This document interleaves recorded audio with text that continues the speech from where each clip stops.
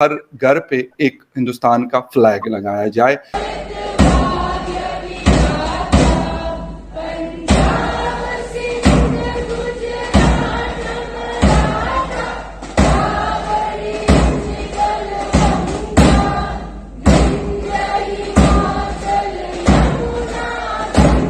जगह है जहां इवन मुस्लिम औरतें भी मंगलसूत्र पहनती हैं। Okay. क्यों पहनती है? Because culture is everything for us. वो एक कल्चर ही था जिसकी वजह से हमने ब्रिटिशर्स को यहाँ से टाटा बाय बाय करने किया, मतलब we told them to leave.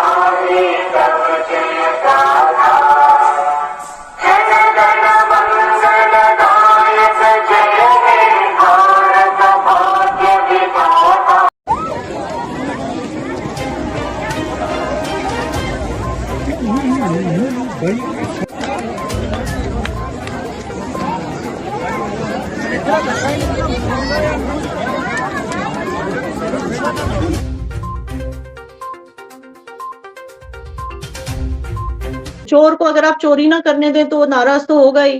ठीक है। तो आर्टिकल 370 हटाने का एक सबसे बड़ा मकसद ये था कि जम्मू कश्मीर में जो करप्शन हो रहा था उस 370 की वजह से वो रोका जाए। की तरफ से ये रैली का आयोजन हुआ है, इसका खास पैगाम लोगों तक पहुंचाना है, हमारी यंग जनरेशन तक पहुंचाना है कि हमने अंग्रेजों से किस तरह आज़ादी हासिल की थी। अपनी उन अनसंग हीरोज को याद करना है जिनकी बदौलत हम आज़ादी की फिजा में आज सांस ले रहे हैं। फ्लैग वाला क्या किस्सा है कि हर घर के ऊपर हिंदुस्तान का फ्लैग लगेगा कश्मीर के अंदर, ये अभी है या 15 अगस्त के हवाले से, और इसके मतलब लोग क्या कह रहे हैं या फिर अपोजिशन की पार्टीज क्या कह रही इस हवाले से?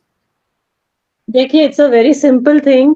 तो जो सेंट्रल गवर्नमेंट है उन्होंने ये प्रपोज किया है, और मेरे ख्याल से प्रपोज करने का रीजन ये था कि ऑपोजिशन के जो लीडर हैं, जो राहुल गांधी साहब हैं, ही इज गोइंग अराउंड। आजकल आप देखते होंगे उनके हर एक पब्लिक अपीयरेंस में वो एक ही चीज दोहराते रहते हैं कि इंडिया का कोई अस्तित्व नहीं है, इंडिया जो है वो अमलगमेशन ऑफ स्टेट्स है।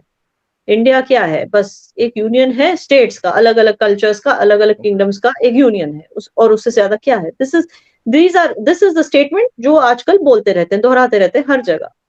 शायद ऑपोजिशन को लगा होगा कि मतलब, और इससे पहले भी जो है ऑपोजिशन ये भी बोलती थी कि पहले तो हमारी आर्मी को झूठा ठहरा दिया, कहा कि गलवान में कुछ हुआ ही नहीं, आप लोगों ने मतलब जमीन मार दी चाइना को, ये वो, वहां पे आर्मी को झूठा बोल रहे थे। फिर इस तरह की जो हरकतें वो करते, कभी आर्मी को झूठा कहना, कभी ये कहना कि इंडिया का कोई अस्तित्व भी नहीं है।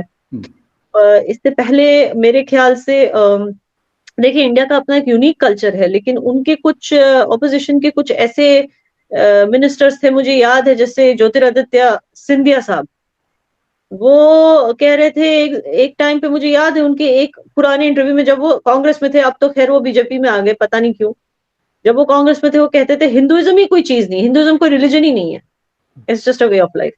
तो मतलब उनके इस तरह के ना वोट क्या करते हैं कि कल्चर जिसको इंडियंस अपने सीने से लगा के रखते हैं, और culture is very important to us, you must understand. Culture हमारा इतना इंपॉर्टेंट है कि आप हमें हिंदू मुस्लिम में बांट ही नहीं सकते, ठीक है? तो ये वो जगह है जहां इवन मुस्लिम औरतें भी मंगलसूत्र पहनती हैं। क्यों पहनती है? Because culture is everything for us. वो एक कल्चर ही था जिसकी वजह से हमने ब्रिटिशर्स को यहाँ से टाटा बाय बाय करने किया, मतलब we told them to leave. Britishers, हम क्यों नहीं चाहते थे कि वो हमारे साथ रहे, हमारे बीच रहे? क्योंकि वो हमारे कल्चर को ट्रिविलाइज कर रहे थे। कभी तो उसी मतलब हर एक जो हमारे कल्चर की एक एक चीज को वो ट्रिविलाइज कर रहे थे, या तो अबॉलिश करने की कोशिश कर रहे थे या उसे ट्रिविलाइज कर रहे थे। अब वही चीज कांग्रेस कर रही है, तो शायद बीजेपी को लगा होगा कि अगर हमने इस सेंटिमेंट को, कांग्रेस जो सेंटिमेंट क्रिएट करने की कोशिश कर रहा है, वो पहले से ही कांग्रेस ऐसी पार्टी थी जो डिवाइड एंड रूल करती थी, लेकिन अब वो इस हद तक, पहले वो सिर्फ हिंदू मुस्लिम के बीच डिवाइड करते थे, अब वो इस हद तक डिवाइड करने पे उतर आए हैं कि वो चाहते हैं कि हर एक स्टेट दूसरे स्टेट से एलिनेट हो जाए। इतने हद तक डिवाइसिव पॉलिटिक्स खेलने की कोशिश कर रहे हैं। तो शायद इस वजह से बीजेपी को लगा होगा कि ऐसा एक अगर महोत्सव हो जाए तो एक सेलिब्रेशन भी हो जाएगा, एक तरह का एक खुशी का माहौल भी हो जाएगा, और मतलब एक फीलिंग ऑफ पेट्रियोटिज्म, नेशनलिज्म हर एक घर में आएगी।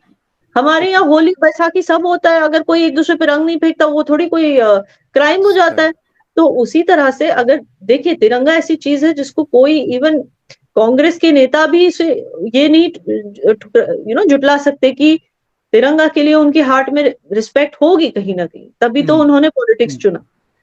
तो अब लेकिन जब पार्टी बैशिंग की बात आती है ना, तो कि किसी ना किसी चीज पे भाई बीजेपी को बैश करना है, तो चलो इस चीज पे भी, लेकिन उन्होंने ये नहीं सोचा कि ऐसे करके उनके बचे कुचे जो थोड़े बहुत वोट्स उनके हिस्से में आने वाले थे वो भी चले गए। क्योंकि इंडिया में रहने वाला हर एक, मैं कहती हूँ 99% शख्स जो है वो नेशनलिस्ट है, चाहे हिंदू हो या मुस्लिम हो या कुछ भी हो।